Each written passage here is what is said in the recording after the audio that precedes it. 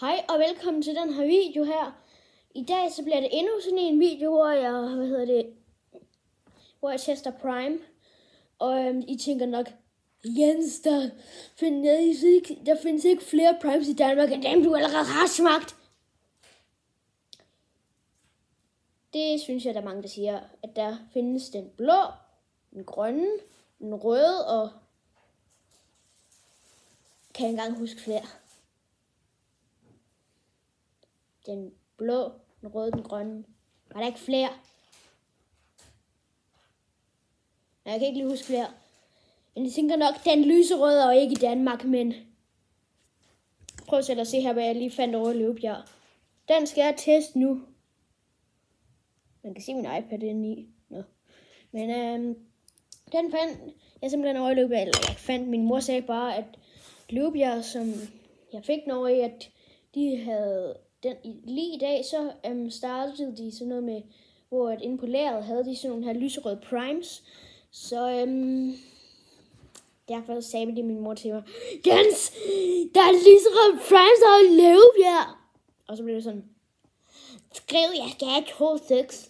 Og så fik jeg lige 2, men lige nu viser jeg kun 1, for jeg skal selvfølgelig ikke smage 2. Men jeg skal simpelthen teste nu. Jeg har ingen idé om, hvordan den smager. Jeg ved ikke, om den smager dårligt. Jeg ved ikke, om den, hvad den smager af. Der står i hvert fald strawberry. Strawberry.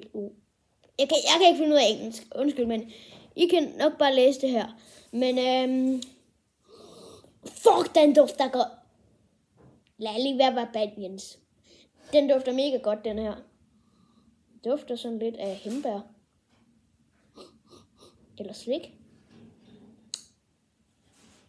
Den er meget lyserød. Sådan en meget kraftig lyserød farve, hvis jeg lige kan. Kan I se det?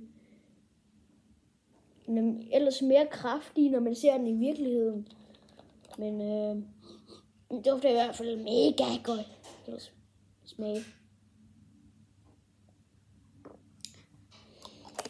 Oh my god! Den smager mega godt.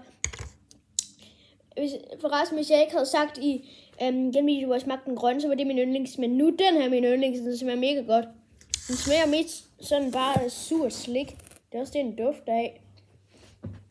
Men jeg kan i hvert fald godt anbefale den her, hvis I også er tæt på nogle supermarkeder eller sådan noget, hvor de har sættet den her til salg. Så kan jeg godt anbefale den her. Den smager mega godt. Men det er alt for den her Prime testing. Jeg kan ikke se nogen YouTuber eller ja, lige meget. Det var alt for den her video. Hej hej!